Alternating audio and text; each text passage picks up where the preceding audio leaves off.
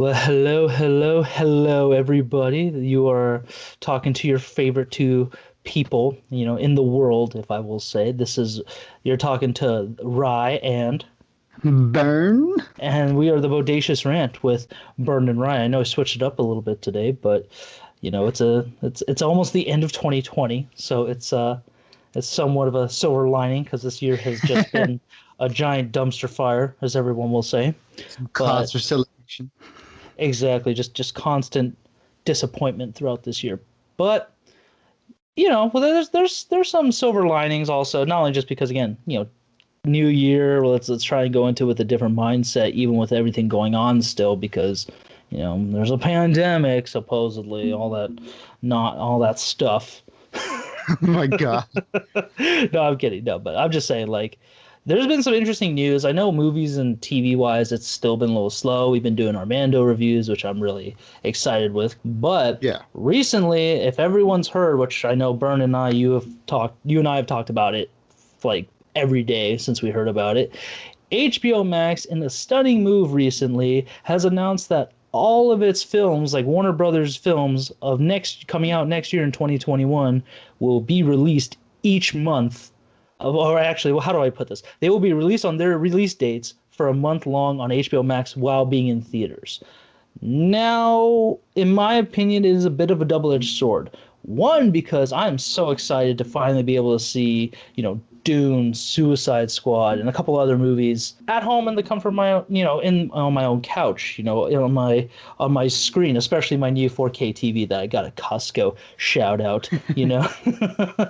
Shout out Costco. Exactly. Costco has everything, but Yeah, they're it's great. that it's nice like that. However, with movie theaters been struggling harshly this year, like talks of AMC running out of money at the end of the year, Cinemark and Regal just they're doing what they can to survive. This is almost like a just a little twist of the knife to them that oh yeah, they'll still be released in theaters, but people can watch it at home for free for a month. So that's my take on it. What do you think, Bern? Yeah, I mean, that's really like the way you put it. Well, I mean, it's a move that I thought, yeah, Warner Brothers out of everybody wouldn't be the ones to make since, they've for the longest time have been proponents of like, movies only being in movie theaters. And, there was that whole thing with the last couple of years with like Netflix and Amazon, they're starting to do their movies, and there was a lot of back and forth of whether they should be even recognized for awards contention and stuff. So, I mean, that whole, war with them and the streaming services, it made it seem like they were taking the position of not, having movies come out to streaming. And for them to announce that they're going to release all their movies simultaneously in theaters and on HBO Max at the same time is something that I did not expect at all. And it's a pretty bold move. I mean, for you and me as a consumer, it's a pretty awesome move because we have a choice, whether we want to go to the movies or if we just want to stay home and watch the movie. So, I mean, it's very consumer friendly. I'll say that. Yeah, no, that's what I'm saying. It's great for people like us because, in all honesty, I'm not ready to go back to a movie theater yet. Even though the vaccine is around the corner, which is cool, it's it's still just that idea. Half the country doesn't want to get it. So there's even if you go to a movie theater when with the socially distance and stuff. I know you went to one like way out in Central California, so you were pretty relatively like, you know, how do I Oh put it, yeah, out in the middle isolated. of nowhere. Yeah, And in but the theater, it was just like me and my brother, so there was like no one else there. So that was the only reason I would be going to the theaters because if it were a packed theater, I would not have stayed. But for me, living in LA and I already work in retail, so I'm always around people. You think I'd be used to it, but I'm not quite there yet in the theater because that's the biggest excuse not to wear a mask or anything like that. Just health conscious. It's a bit of an issue right now, and so that's why It's just borderline my paranoia on going back. I'll go back to. I'll definitely want the theaters open again when I'm ready to, just because I had the AMC A-List app, that membership, which was easily the Yeah. best thing for movie theaters. And, because you got to see however, like three movies a week for free, whether it be IMAX or Dolby or anything like that. And all for $25 a month, which is incredible. Like they had that movie tickets app, or yeah, I think what was it, Movie Pass app Movie that would, Pass. Yeah. yeah, that only allowed you to see like one free movie a week, or I think even a month. And I thought that was, what's the point of that then? Like, why am I going to waste money on that? I don't remember. It was just it crashed and burned, so that doesn't matter. Yeah, they were the first ones out of the gate, and the industry was not kind to them. But at least it gave the movie chains a chance to be like, okay, maybe we can adopt this model and make it our own. And like you said, AMC A-list really knocked it out of the park with allowing you, what was it, 3 movies a week in any format you wanted to, and you can pre-buy the tickets on your app so you can choose what seats you want to do. I remember MoviePass did not let you do that, and you had to go to the actual box office to like get your tickets and stuff. So I mean, AMC just really perfected that model, and it sucks that it just had to happen, right there at the end of the pandemic, like at the start, the pandemic, where it seems like they were really getting on a roll, and then that happened, and it Yeah, really because it just was stunted that. around, yeah, because it started in 2018, and then it was great that whole year afterwards. I saw Infinity War and Endgame like 50 times each, Hmm. and yeah, it's like right as when you could start choosing, hey, if you have other AMC A-list members, you could reserve their seats too, no extra cost. And it's not a big deal. I thought that was the coolest thing ever, and then all this crap happened. And what like I said, I love movie theaters. That is where I go to consume movies. But I will say this year too, with everything going on, it has not been a bad thing watching it at home. Because sure, I have my phone out and I distract myself, but again, I have the ability to rewatch it as many times as I want. So if I want to re-examine something, I could do it on my own time, in my own comfortable environment. Hmm. And also again, there's also just thing that there have been so many people put out of work, and there's no stimulus coming anytime soon. There was at the beginning of this year, earlier this year, but there's no right now. There is, but will they go anywhere? I kind of doubt it. So kind of being put back in the movie theaters is a bit of a difficult situation. And the reason why we're talking about this and why I say it's a double-edged sword, because Chris Nolan, the director of Tenet, Inception, some of the one of the biggest names in all of cinema at the time, Yeah, right Warner now, Brothers' biggest director right now. I mean, I basically, think pound for pound. yeah, they're a golden goose essentially. He's been very adamant about putting his movie out in theaters only in theaters, which I thought was kind of a dick move because I wanted to see Tenet at like a drive-through somewhere because I did that for New Mutants, and I thought Hmm. had its little technical difficulties, but I could do this again. I would totally do it again, especially since you could do it on your phone, like have the sound coming through your phone instead of your car, so you don't kill your car battery. But now, and I know you and I were talking about this. We'll get into this in a second. That Chris Nolan, he said it's a big fu to filmmakers and the actors and everything, just because they kind of swept the rug under them. And I looked at it as that, from my point of view, without reading totally into it, which I'll let you basically tell everybody what the big deal is that I thought, oh, you're just complaining because it's less money, when it's like you guys are making millions of dollars already because the studios are paying you to make this. You're not just getting from box office concessions or anything like that anymore. So I kind of looked at it as like, dude, you're just being super old school about this. You kind of move into the future. But when we talked about this last time, why don't you explain why it's more complicated than that, Burn?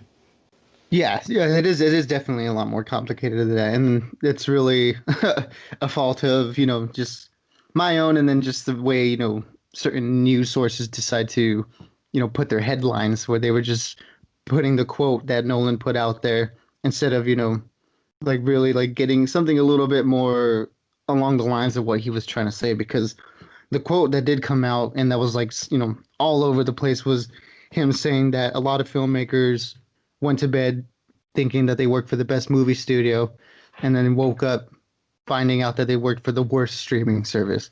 So I thought, I was like, whoa, okay, that's kind of harsh. And then with everything that happened earlier this year with Tennant, again, like you, I thought he was just throwing a fit because he's a very big proponent for movies and movie theaters, and I thought this was just him doing that again, where he was Yeah. just saying, like, no, movies shouldn't be going to streaming service, and they should be going only to movie theaters and all that stuff. So I thought, okay, dude, I mean, your movie came out in theaters and it didn't do that well, because of that pandemic. So it's like you were trying to force people to watch your movie in theaters, and potentially risking their health just because of your viewing preference. It seems like, okay, that's just very like elitist and kind of just like unaware. Exactly.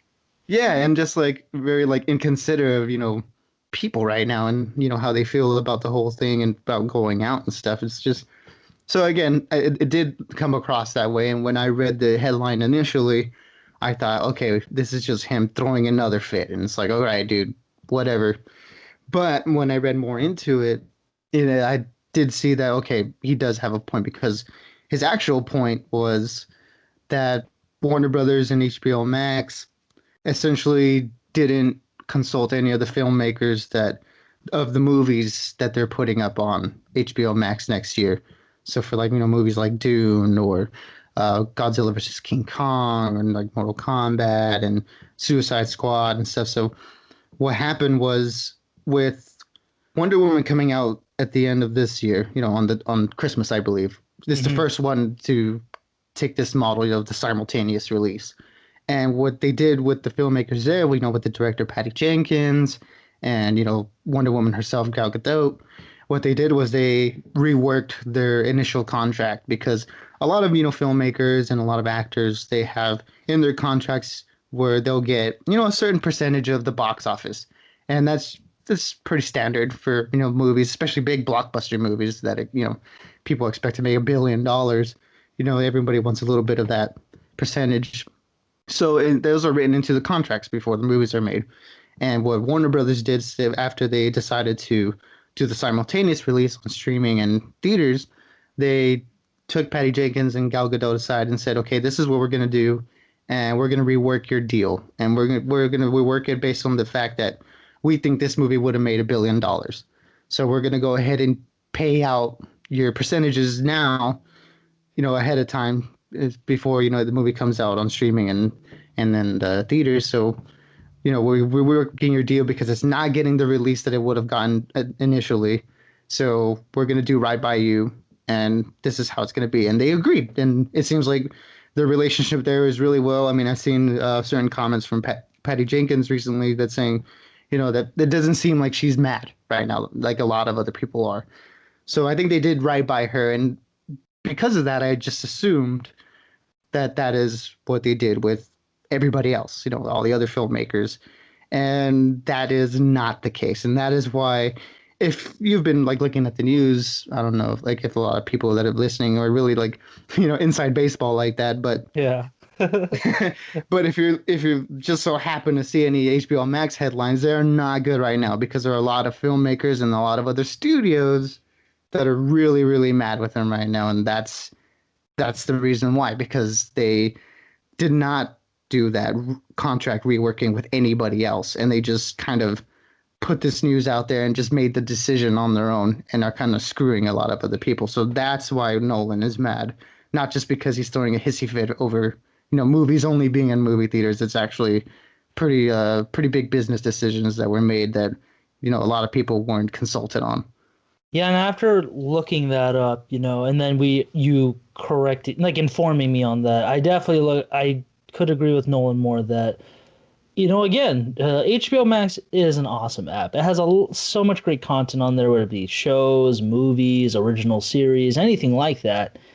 And Wonder Woman coming out this year with the theaters and that is it's great. It's awesome that they could do that. I know Disney tried to do that with Mulan earlier this year, where you pay $30 for it early, which is now free on Disney Plus as of the beginning of December. It kind of flopped. So we thought, like, what is the gain of that? But with HBO paying off Wonder Woman and then basically saying for the rest of you guys coming out in 2021, you just got paid for your work. You're not getting anything extra.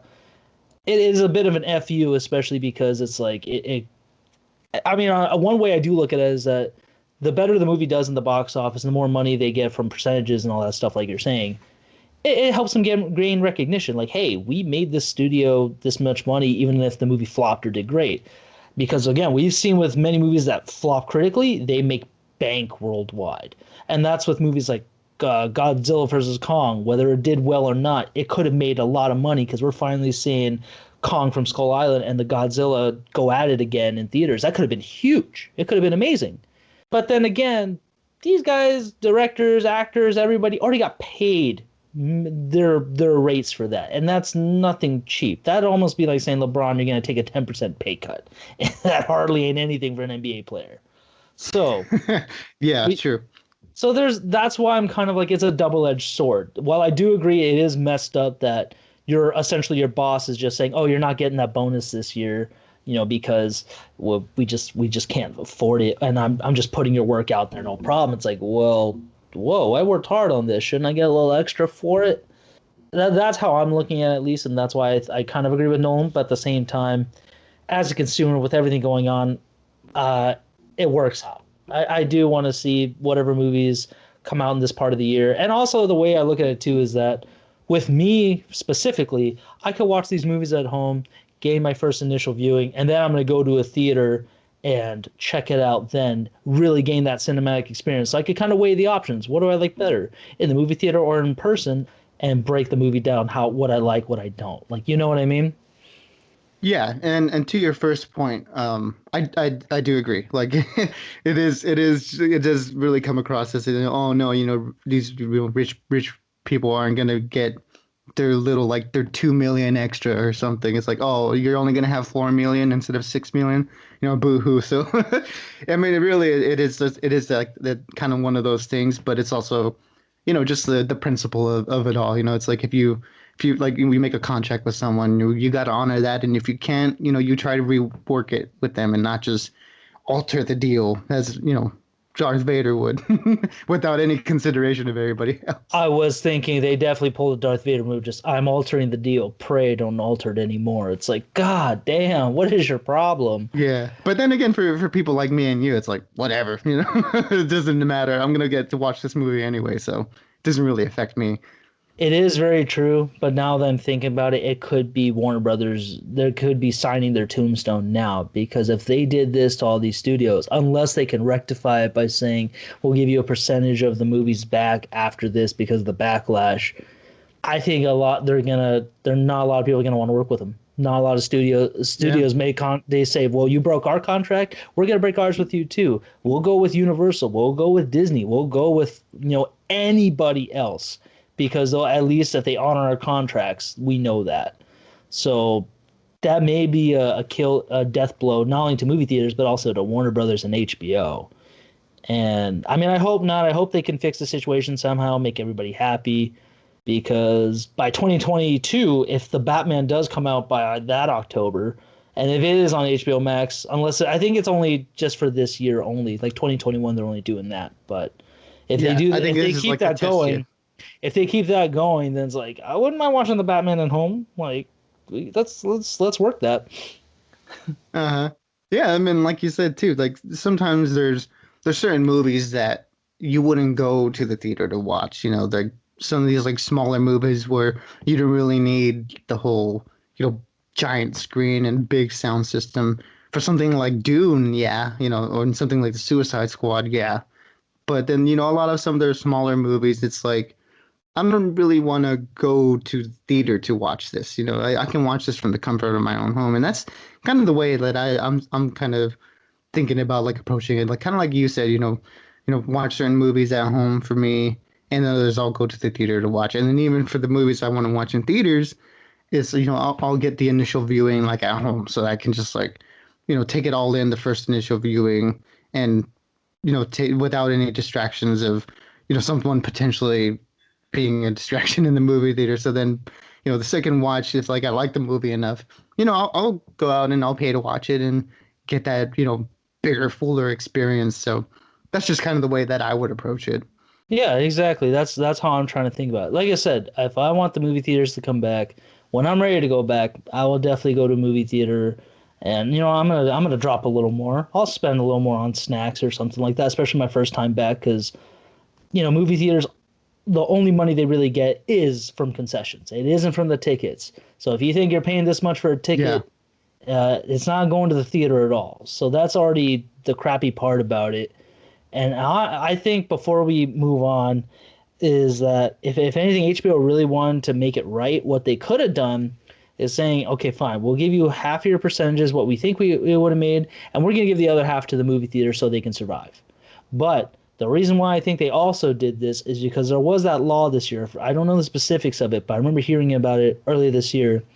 Was that there was that law that movie studios cannot own a movie theater or monopolize a movie theater chain like that. But that law is ended this year. So now I'm kind of thinking with if they're going to do that, they could basically take over movie theaters. Like AMC could be owned by HBO or Universal, or if Disney really wanted to, they could just be like, well, we have El Capitan, but we'll get more El Capitans out there.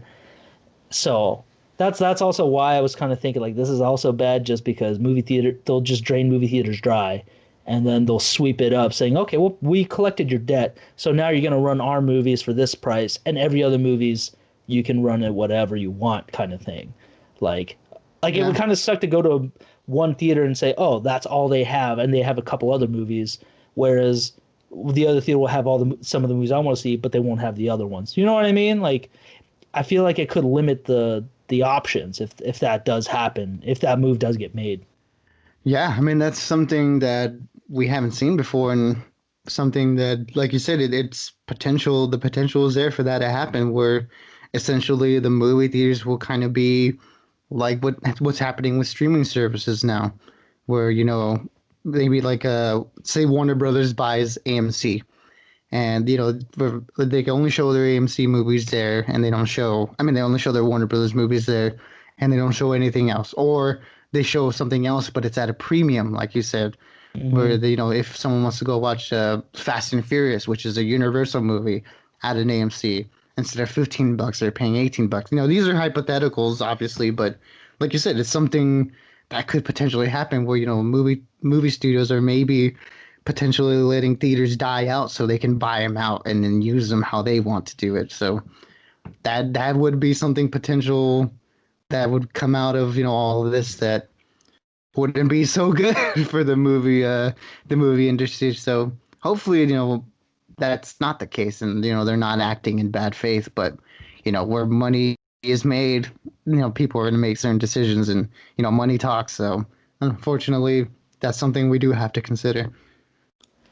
Yeah, I mean, the only thing I really did wish that Disney did was just release Black Widow. That was the only movie I definitely think they could have taken the loss on because that's one movie they've been hyping up like crazy.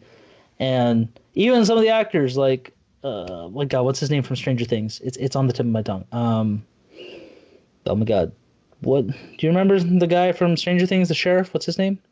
His first name David? Oh my God, I can't believe I forgot. He was Hellboy, which was like one of the worst remakes of all time, reboots of all time. But anyways, even he said I would like to see them release it at home, but obviously they have no plans to do any of that because Marvel is their biggest money maker. So Uh-huh. why would they do that on streaming? Whereas Mulan and that new movie Soul, that Pixar film coming out this month, they said, well, those are gambles. Why would we care? Speaking of gambles, let's talk about we'll talk about this on the next one about what movie adaptations specifically with the news that Oscar Isaac got cast as Solid Snake in Metal Gear Solid, directed by John Vogt Roberts, I believe. Is that his name, I think? Yeah, Jordan Vogt Roberts. Jordan Vaught Roberts. There we go. So, ladies and gentlemen, that's our little bit, our little take on HBO Max. If you guys agree or disagree, let us know in the comments and give us a like. Keep the conversation rolling. Is this a good thing that it's coming out for everybody, or do you care about the movie theaters and the movie and all the hardworking personnel of the movie industry, especially actors? Because as much as we crap on them for making millions and millions of dollars, they're still hardworking people too. They may not be the behind necessarily the PAs or the gaffers of the industry, but Yeah, they the also below do the line folks. but they do put their heart and soul into their roles, and basically they provide the entertainment. Because without them, I doubt I could do as good of a job as Keanu Reeves or ScarJo or something like Yeah, that. no, So no one's gonna want to watch me being John Wick. No, that's not gonna be fun. no, yeah, a plus size John Wick for me would not be the most pleasant thing to see. Anyways, Oh, until next time, like I said, we're gonna talk about Metal Gear movie, what it could mean for video game movies, why we're excited about it, why I'm doubtful about it. So until next time, ladies and gentlemen, keep on staying bodacious and keep on ranting. Yeah, keep on keeping on.